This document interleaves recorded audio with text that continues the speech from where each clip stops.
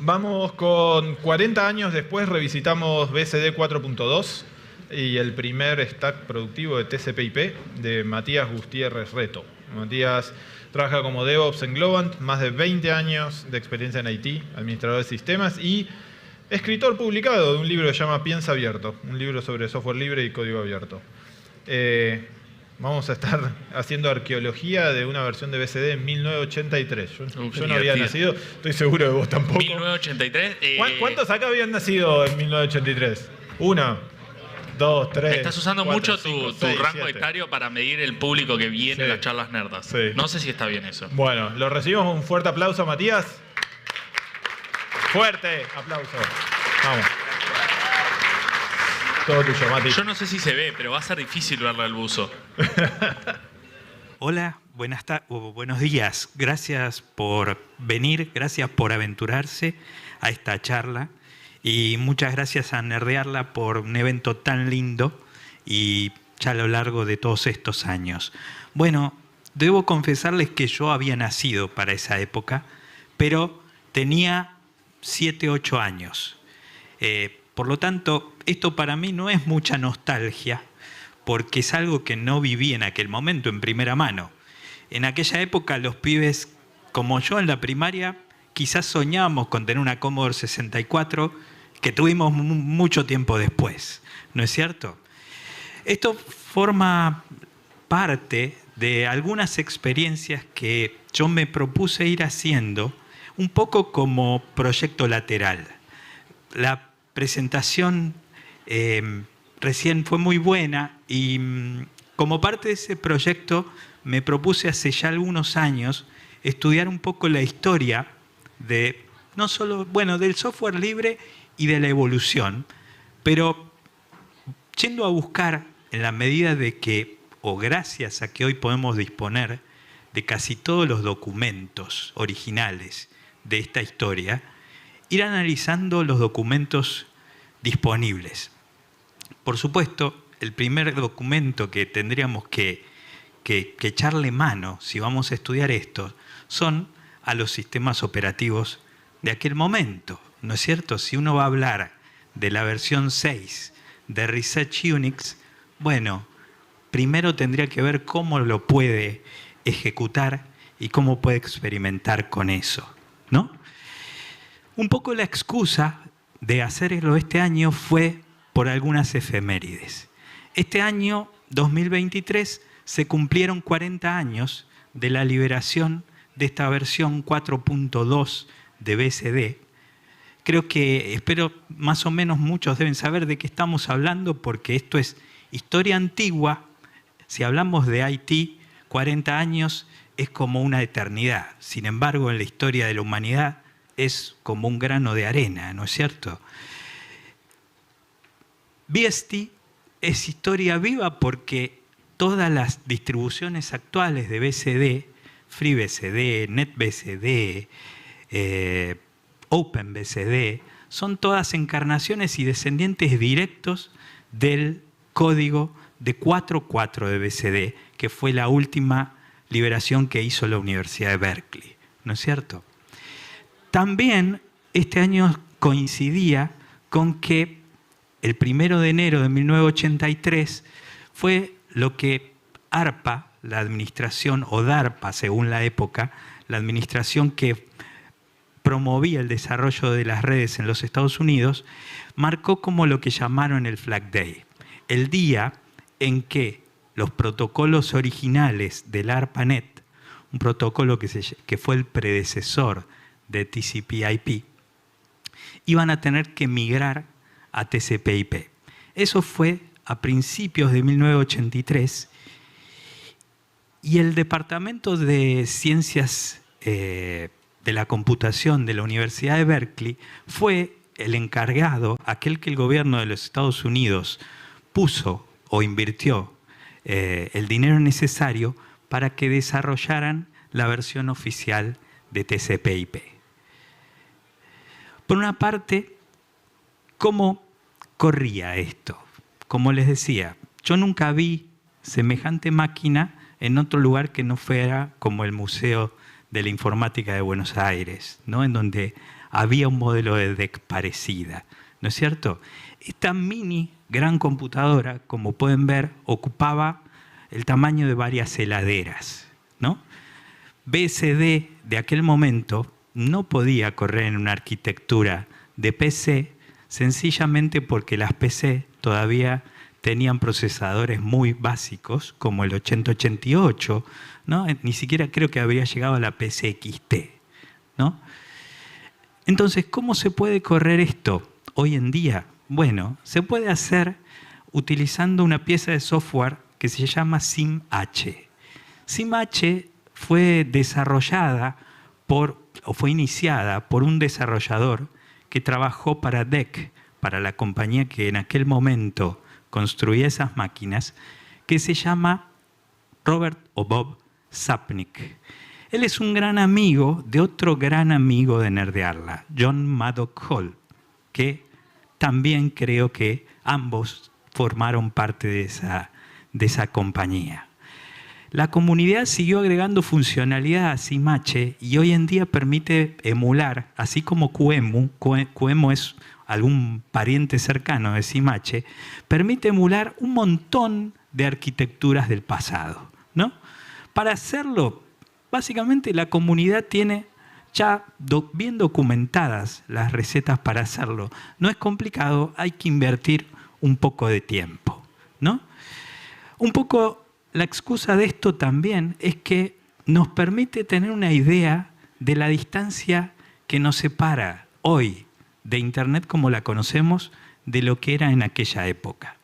Las razones por las cuales el protocolo original de NSP y sus protocolos de capas más bajas se estaban volviendo obsoletos era porque no iba a tener un espacio de direccionamiento suficientemente grande para la escala en la que la red estaba creciendo, ¿no? Si no me equivoco, tenía apenas 8 bits para el direccionamiento, con lo cual iban a llegar a 255 hosts y se iban a acabar, ¿no? Por eso, bueno, ustedes sabrán la historia. Bob Kahn, Vinton Cerf, a mediados de los años 70, empezaron a proponer lo que iba a convertirse en TCP/IP versión 4, ¿no? Esta era ARPANET más o menos a principios de los años 80, ¿no? Superaba. Y los problemas empezaron a presentarse cuando hubo que interconectar sobre todo redes que estaban basadas en radiofrecuencia, ¿no? Brevemente, y un pasaje muy rápido por los principales logros de BSD. Bueno, por fuera o más allá de allí donde Unix se originó, en los laboratorios, en los Bell Labs de AT&T, la Universidad de Berkeley fue a donde Unix más se desarrolló sin lugar a dudas, ¿no? Ken Thompson, el alma mater, la universidad donde Ken Thompson había estudiado, era BSD, y por esa razón Unix llegó muy pronto a Berkeley, ¿no? Como sabrán, muchas de las mejoras que se le hicieron a Unix se desarrollaron allí. Vamos a nombrar unas poquitas. Esa máquina que vimos, VAX, esa 11780, fue de las primeras en incluir la posibilidad de tener memoria virtual, paginación de memoria. Sin embargo, el Unix de Thompson y Ritchie no permitía dar soporte a eso. Todo eso fue implementado por algunos hackers de Berkeley, entre ellos Bill Joy, el posterior fundador de Sun, que fue el que empezó a implementar todas esas mejoras. También se puede mencionar el proyecto Ingress, que fue la principal fuente de fondos para BSD. Fue de los primeros motores de base de datos. Y también puede decirse que es historia viva, porque si hablamos de Postgres, Postgres quiere decir después de Ingress, ¿no? Por otra parte, en esta versión de 4.2 BSD, y es lo que vamos a ver, se incluyó la primera versión del servidor de email SendMail, que mal que mal, sigue siendo complicado de configurar, pero sigue vivo y en desarrollo, ¿no? Esas mejoras permitieron cosas como tener memoria virtual, bueno, poder utilizar lenguajes como Lisp. 4.2 incluyó una versión de Lisp desarrollada en Berkeley que tenían requerimientos de recursos bastante importantes. Voy a apurarme un poquito. Esta fue la configuración básica que voy a intentar mostrarles. Son básicamente dos máquinas virtuales con SIMH, las dos corriendo la misma versión de 4.2, como si estuvieran en una red local, y vamos a intentar, o vamos a mostrar, cómo inclusive ese primer TCP/IP se puede seguir comunicando con el mundo después de tanto tiempo. A ver si el video reproduce. Sí. En la parte de arriba de Tmux podemos ver el primer host booteando, abajo el segundo. En Berkeley tenían la costumbre de llamar a los hosts con nombres de pintores, ¿no? Nos estamos ahí logueando y lo primero que me llamó la atención y me divirtió mucho fue el mensaje del día que le habían puesto. En 1983, posiblemente algunos detecten esa cita. Vamos a ver ahora de dónde proviene. En el password original vamos a encontrar un usuario raro que se llama Falcon. Lo único que lo modifiqué es en agregar mi usuario al final, ¿no? Pero ¿quién es el profesor Stephen Falcon? Si nos logueamos con sus credenciales, nos vamos a encontrar de vuelta con esa misma leyenda. Quizá algunos vieron el film War Games o Juegos de Guerra, ¿no? Ese es el film. Los que no lo hayan visto hoy sigue siendo sumamente divertido. En ese film el protagonista, con esa IMSA ahí, hacía word driving y conseguía loguearse a un sistema del Departamento de Defensa y comenzaba una secuencia de eventos bastante peculiares. No spoileo más. El primer encuentro, y algo bastante evidente, es, bueno, en 1982 todavía no se había desarrollado el DNS. No había DNS. La red o la resolución de nombres para comunicarse dependía estrictamente de un largo etc hosts que día a día se iba sincronizando por FTP, ¿no? O por UUCP, ¿no? Voy a adelantarme un poquito para poder llegar, pero ahí podemos ver la lista larga de hosts en el etc hosts.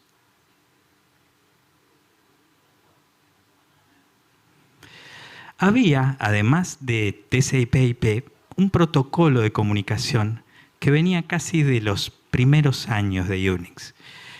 El protocolo se llamaba UUCP, copia de Unix a Unix, y se había empezado a desarrollar en los mismos Bell Labs. La particularidad inicial de ese protocolo era que lo único que hacía era crear una cola de archivos y en determinado momento, cuando una entrada en el cron tab lo disponía, iniciaba algunas llamadas por módem a los vecinos que tenía y transfería sus archivos, ¿no? Esos archivos, lógicamente, podían ser binarios, podían ser mails. Por lo tanto, la primera aplicación de UUCP fue para intercambiar mails, ¿no? No fue la primera implementación de mails, pero también a partir de UUCP se creó algo que uno podría considerar la primera red social bastante nerd, ¿no? Que fue Usenet. Con el tiempo, el protocolo que utilizó Usenet fue cambiando, ¿no? Pero para la época que estamos hablando, Usenet ya estaba en pleno funcionamiento y como pueden ver ahí, desplegada en buena parte del globo, ¿no es cierto? Veamos, si podemos, rápidamente, cómo funcionaba UUCP. En este caso, UUCP no está haciendo un dial out, no está llamando por módem a otro lugar, está siendo enviado a través de IP, ¿no? Algunos recordarán, creo que Vincerf tuvo una remera que decía todo sobre IP. Bueno, acá estamos intercambiando archivos. Vamos a copiar ese archivo al host shul, que es el que vemos abajo, ¿no? Esto funciona como les contaba, en batch, ¿no? Cada 5 minutos va a sincronizarse y entonces ahí va a copiar los archivos a destino, ¿no? Perdón por todos los typos, pero la terminal también por más que uno la pase a BT100, es bastante básica, ¿no? Y lo que había en aquel momento, creo que ahora vamos a llegar, es varios, no había un único estándar para intercambiar emails, ¿no es cierto? Uno de los estándares era UUCP, y parte de la razón por la cual SendMail se volvió tan complejo fue porque inicialmente en aquel año se trató de dar interoperatividad a todos esos estándares de email, no solo al naciente SMTP, sino a los que ya existían. Pueden ver que el direccionamiento de los mails en formato de UUCP son diferentes. El enrutamiento está dado por la dirección.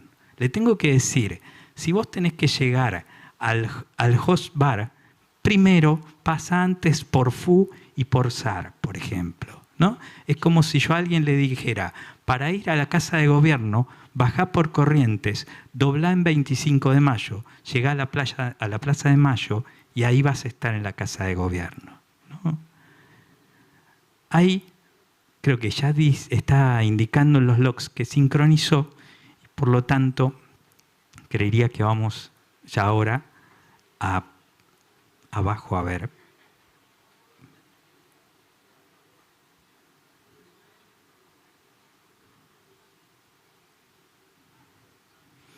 El mail llegó.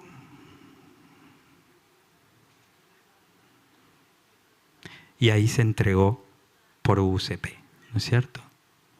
Le estamos tomando prestado su usuario a Denis.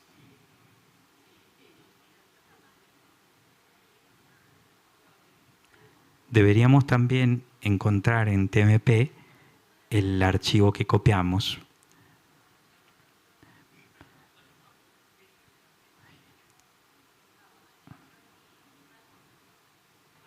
Ahí está. Me voy a apurar un poquito. Esto era lo que veníamos hablando acerca de SendMail. Y vamos rápidamente a repetir más o menos la experiencia. Como les decía, me sorprendió y me divirtió mucho la experiencia. Como les decía, no es excesivamente complicado. Lo único que no tenía las cintas originales así fuera de la caja era el driver para la placa Ethernet. Simache está emulando una NIC que era una plaqueta así de grande, parece, en las VAX, y era una placa que que tenía un ancho de banda como de 3 megabits por segundo, ¿no? Comparémoslas con las gigabit Ethernet actuales. En este caso, vamos a intercambiar un mail entre los dos hosts. Sí, en este caso en SMTP la transferencia va a ser prácticamente inmediata, no con batch como era en UUCP. Hay que tener en cuenta que de pronto los mails con UUCP tardaban un par de días en llegar a sus destinatarios, porque era un sistema de store and forward que iba pasándose la posta de un lugar a otro, ¿no? Y no solamente me sorprendió que un software, no sé si debo sorprenderme, digamos, todos sabemos que el diseño de TCP/IP es tan perfecto o fue tan perfecto que pudo perdurar por tantos años, ¿no? Ahí recibimos el mail.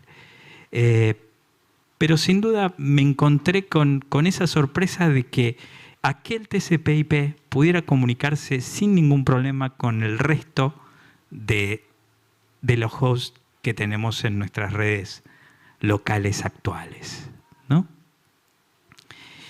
Y con un poco de ayuda, digo, uno lo que puede hacer, por ejemplo, era difícil que este mail se fuera entregado a una cuenta de Gmail actual. ¿Por qué? Bueno, como no había DNS, todos los mecanismos de seguridad, SPF y demás, que tienen el mail, el intercambio de email actual, era difícil de simular, ¿no es cierto? Entonces lo que propuse fue, bueno, vamos a poner en el host Debian que está corriendo estos dos, un servidor, un postfix que le haga relay a esos mails y que ese servidor se encargue a su vez de hacer la entrega final. Es una experiencia simple, pero bueno, divertida al fin. Fíjense que en la dirección de destino uno podía decirle, bueno, hace un forward a través de ese host que se llama ThinkOpen en ese caso. Ese host es el Debian que está corriendo postfix. Y ese postfix, al fin y al cabo, se va a encargar de entregar el mail a su destinatario final, ¿no? Como les digo, los typos, ahí lo entregó, ahí podemos ver que hizo la entrega a través del postfix y el postfix a su vez va a hacer un relay más, pero es el que hace la entrega final, ¿no? Lo mismo, uno puede decir, bueno, hay protocolos que se incluían en aquel, ahí llegó el mail, ¿no? Con todos mis typos. Hay protocolos que estaban ya en 4.2, digamos, hoy FTP está en desuso por obvias razones. Todo lo que estamos viendo en 4.2 BCD ya es sumamente inseguro, ¿no? En aquel momento, inclusive, aplicaciones que desarrollaron en Berkeley, como esas que vemos ahí, las RLogin, RCP. RCP es el antecedente inseguro de SCP, ¿sí? Comando que todos debemos usar muy frecuentemente. Remote Shell, Remote Who, todos los primeros exploits de seguridad tuvieron que ver con algunos problemas. Pero hay una cuestión. Las comunidades o la Internet de aquel entonces estaba pensada para operar de forma en que todos asumían que podían confiar en los otros. Se suponía que era una comunidad científica colaborando y que sería raro que alguien iba a tener malas intenciones, ¿no es cierto? De hecho, si ustedes estuvieron en una charla ayer de Silvia Lobato sobre BGP, un protocolo sumamente actual, sigue basándose un poco en esa confianza. Puede haber errores, pero presupone que nadie va a hacer algo deliberadamente con malas intenciones. Lo mismo pasaba con DNS, y así tuvieron que venir estándares como DNSSEC o como las mejoras de BGP que ella nos contó, ¿no? Lo mismo podemos hacer un FTP al mundo, ¿no? Las limitaciones era que en aquel momento 4.2 no tenía el modo pasivo de FTP. Entonces, si estábamos detrás de un NAT, como casi siempre lo estamos, no nos iba a funcionar. Se puede hacer haciendo un FT proxy, ¿no? Pero quiero apurarme un poquito porque se me está acabando el tiempo.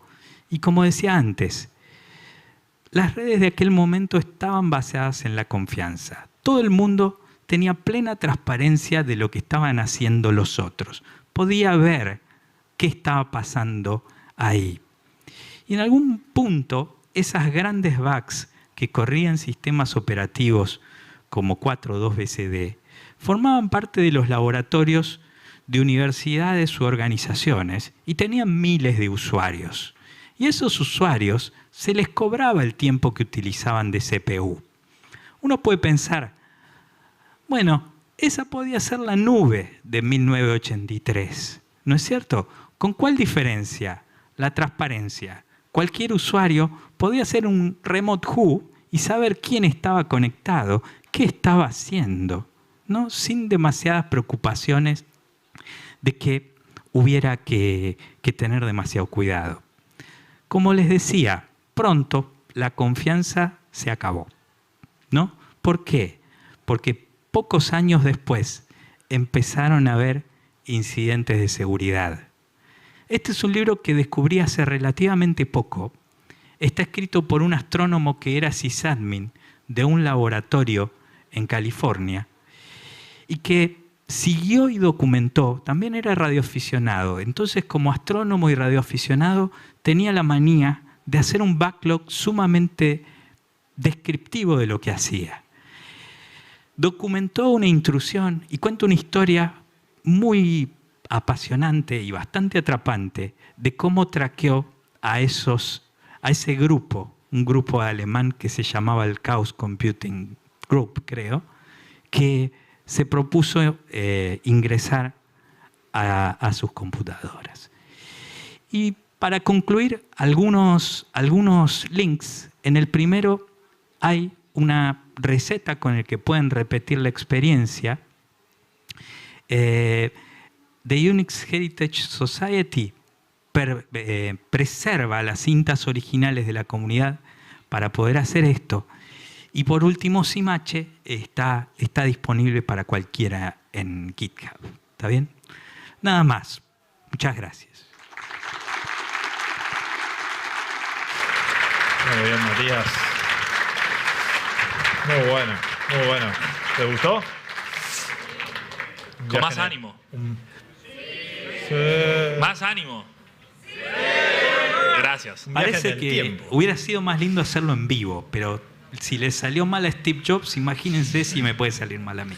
Hay una frase que las demos nunca se hacen en vivo. Sí, lamentablemente. Hubo un comentario en Swapcar que decía, dale, loco, aplaudan, hay que mandar un mail en 1984. No me acuerdo quién fue. Matías Masca. Bueno, estamos para unas preguntas.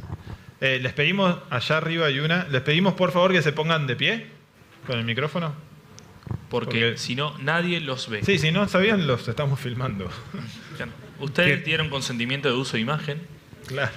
¿Qué tal? Muy buena. Me pregunto en una nota más personal, vos que sos historiador de estas cosas, si no pensás que quedó como estancado el diseño de sistemas operativos, porque hoy la gran mayoría, excepto Windows, por más todas las innovaciones que tengan, seguimos teniendo el mismo paradigma de file-based, PAPs, todo eso que se diseñó en los 70, digamos. Ajá.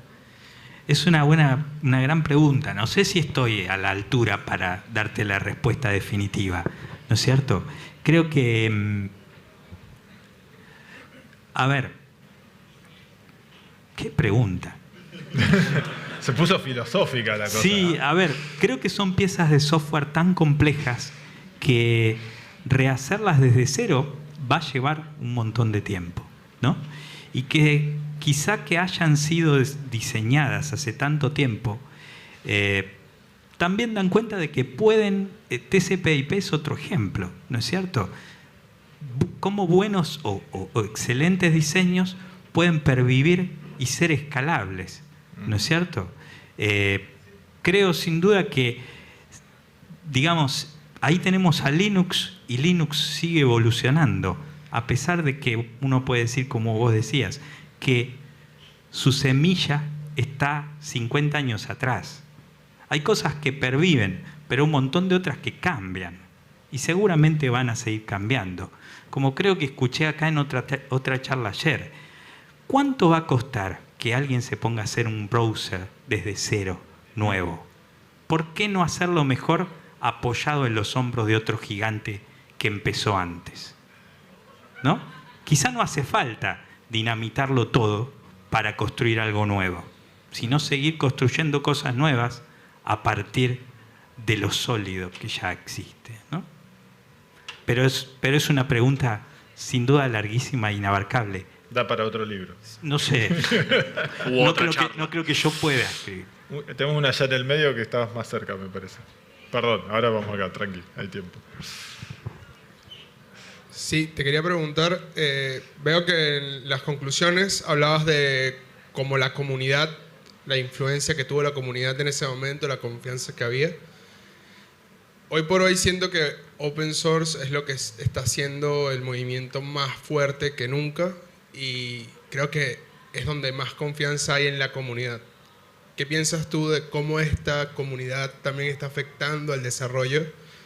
Ya que en este momento, si bien está un poco más enfocado a la seguridad, cosa que antes no pasaba, el Open Source está haciendo que se desarrolle tan rápido como si hubiese esa confianza ya establecida, digamos. Claro. Bueno, en mi humilde opinión, creo que son como que esos grandes avances se producen a partir de cambios de escala, ¿no es cierto? Las comunidades de desarrollo de aquel momento estaban muy firmemente o tenían lazos muy fuertes. Estaban más cerca, pero no necesariamente. Esas bugs las podían usar remotamente, ¿no es cierto?